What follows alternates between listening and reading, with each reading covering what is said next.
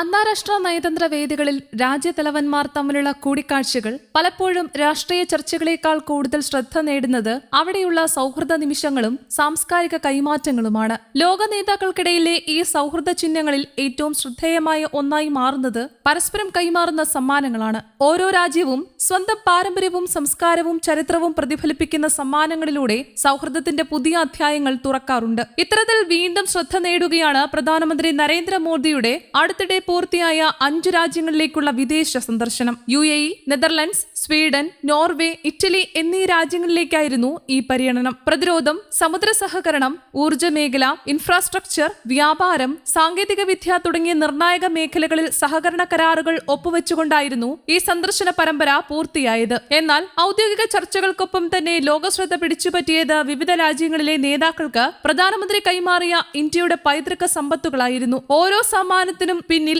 ഇന്ത്യയുടെ വ്യത്യസ്ത സംസ്ഥാനങ്ങളുടെ സാംസ്കാരിക അടയാളങ്ങളും കൈത്തൊഴിൽ പാരമ്പര്യവും കാർഷിക വൈവിധ്യവും അടങ്ങിയിരുന്നു. GI ടാഗ് ലഭിച്ച കാർഷിക ഉൽപ്പന്നങ്ങൾ, കൈത്തറി വസ്ത്രങ്ങൾ, അപൂർവ കലാരൂപങ്ങൾ, ചരിത്രപരമായ കരകൗശല വസ്തുക്കൾ എന്നിവയിലൂടെ ഇന്ത്യയുടെ ആത്മാവ് ലോക നേതാക്കൾക്ക് പരിചയപ്പെടുത്തുകയായിരുന്നു ഈ സമ്മാനങ്ങളിലൂടെ നടന്നത്. സന്ദർശനത്തിന്റെ ആദ്യഘട്ടമായി മെയ് 15 പ്രധാനമന്ത്രി UAE-യിലെത്തിയപ്പോൾ അവിടുത്തെ രാജകുടുംബാംഗങ്ങൾക്ക് നൽകിയ സമ്മാനങ്ങൾ പ്രത്യേക ശ്രദ്ധ നേടി. ഇന്ത്യയും UAE-യും തമ്മിലുള്ള ചരിത്രപരമായ ബന്ധത്തിനും സാംസ്കാരിക അടുപ്പത്തിനും പ്രതീകമായ സമ്മാനങ്ങളായിരുന്നു അവ.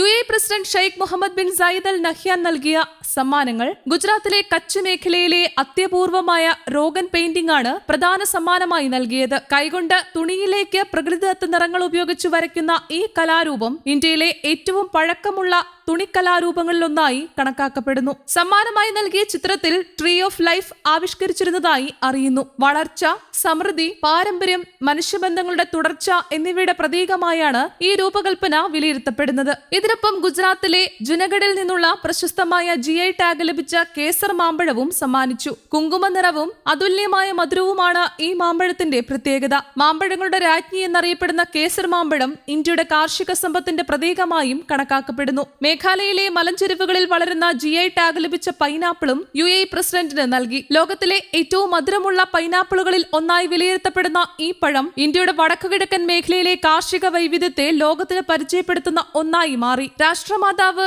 ഷൈഖ ഫാത്തിമ ബിന്ത് മുബാറക്കിന് നൽകിയ സമ്മാനങ്ങൾ മണിപ്പൂരിന്റെ അഭിമാനമായ ചഖാവോ കറുത്ത അരിയാണ് പ്രധാനമായി സമ്മാനിച്ചത്. രാജകുടുംബങ്ങൾക്ക് മാത്രം ഉപയോഗിക്കപ്പെട്ടിരുന്ന ഈ സുഗന്ധ അരി ഔഷധ ഗുണങ്ങൾക്കും ആന്റി ഓക്സൈഡ് സവിശേഷതകൾക്കുമായി ഏറെ പ്രശസ്തമാണ്. ആരോഗ്യ ഗുണങ്ങളാൽ ലോകവിപണിയിലും വലിയ ആവശ്യകത നേടിയ ഉൽപ്പന്നമാണിത്. മധ്യപ്രദേശിലെ മഹേശ്വരിൽ നിന്നുള്ള മഹേശ്വരി സിൽക്കും സമ്മാനങ്ങളിൽ ഉൾപ്പെട്ടു. റാണി അഹല്യാബായി ഹോൾക്കറുടെ കാലഘട്ടത്തിൽ പ്രശസ്തി നേടിയ ഈ കൈത്തറി വസ്ത്രം അതിന്റെ ലാളിത്യത്തിനും ഭംഗിക്കും പ്രശസ്തമാണ്. നർമ്മദാ നദീതീര സംസ്കാരത്തിന്റെ പ്രതിഫലനമായും ഇത് കണക്കാക്കപ്പെടുന്നു. തെലങ്കാനയിലെ കരിംനഗറിൽ നിന്നുള്ള ഫിലിഗ്രി ബോക്സും പ്രത്യേക സമ്മാനമായി നൽകി. വെള്ളി നൂലുകൾ ഉപയോഗിച്ച് കൈകൊണ്ട് നിർമ്മിക്കുന്ന ഈ സൂക്ഷ്മ കരകൗശല കലാരൂപം ഇന്ത്യയുടെ പൈതൃക കരകൗശല വൈവിധ്യത്തിന്റെ മികച്ച ഉദാഹരണങ്ങളിലൊന്നാണ്. അബുദാബി കിരീടാവകാശി ഷെയ്ഖ് ഖാലിദ് ബിൻ മുഹമ്മദിന് നൽകിയ സമ്മാനങ്ങൾ ബീഹാറിലെ മിഥില മേഖലയിലെ GI ടാഗ് ലഭിച്ച മഖാനയാണ് പ്രധാന കാർഷിക സമ്മാനമായി നൽകിയത്. താമര വിത്തുകളിൽ നിന്ന് തയ്യാറാക്കുന്ന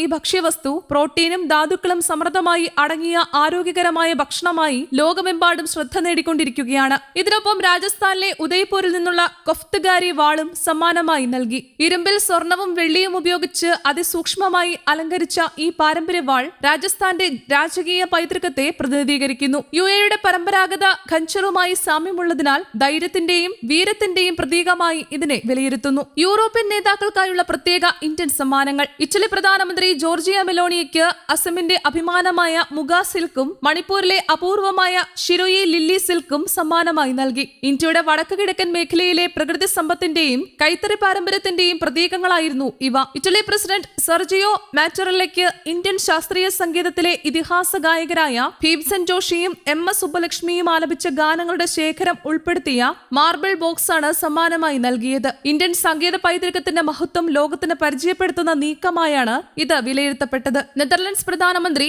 റോബ് ജെറ്റന് മത്സ്യരൂപങ്ങൾ ആവിഷ്കരിച്ച മധുബാനി പെയിന്റിംഗ് സമ്മാനിച്ചു. രാജാവ് വില്യം അലക്സാണ്ടറിന് രാജസ്ഥാനി ബ്ലൂ പോട്ടറിയും രാജ്ഞി മാക്സിമയ്ക്ക് പരമ്പരാഗത മീനാകാരി കമ്മലുകളും നൽകി. നോർവേ പ്രധാനമന്ത്രിക്ക് അപൂർവ ഓർക്കിഡ് ചിത്രരചനയും കിരീടാവകാശിക്ക് സൂര്യനും ചന്ദ്രനും ആവിഷ്കരിച്ച കളംകാരി പെയിന്റിംഗും നൽകി. രാജ്ഞി രാജ്ഞി സോണിയയ്ക്ക് ഒഡീഷയുടെ പനയോല പട്ടചിത്രവും സമ്മാനമായി കൈമാറി. സ്വീഡൻ പ്രധാനമന്ത്രി ഉൾഫ് ക്രിസ്റ്റേഴ്സന് ശാന്തിനികേതൻ ഹാൻഡ്ബാഗും ലഡാക്ക് കമ്പിളിഷാളും രവീന്ദ്രനാഥ ടാഗോറിന്റെ കൃതികളും സമ്മാനമായി നൽകി. സ്വീഡിഷ് രാജകുമാരി ക്രൗൺ പ്രിൻസസ് വിക്ടോറിയയ്ക്ക് പ്രധാനമന്ത്രി തന്നെ രചിച്ച പുസ്തകവും സമ്മാനിച്ചു. ഫിൻലൻഡ് പ്രധാനമന്ത്രിക്ക് രാജസ്ഥാന്റെ പിച്വായ് പെയിന്റിംഗും ഐലൻഡ് പ്രധാനമന്ത്രിക്ക് ടെൻസിംഗ് നോർഗെ ഉപയോഗിച്ചിരുന്ന ഐസാക്സിന്റെ മാതൃകയും സമ്മാനമായി നൽകി. സാഹസികതയുടെയും മനുഷ്യധൈര്യത്തിന്റെയും പ്രതീകമായാണ് ഈ സമ്മാനം വിലയിരുത്തപ്പെട്ടത്. ഇന്ത്യയുടെ ഓരോ സംസ്ഥാനത്തിന്റെയും പാരമ്പര്യവും വൈവിധ്യവും ലോകവേദിയിൽ ഉയർത്തിക്കാട്ടാനുള്ള നയതന്ത്ര നീക്കമായാണ് ഈ സമ്മാന കൈമാറ്റങ്ങളെ വിലയിരുത്തുന്നത്.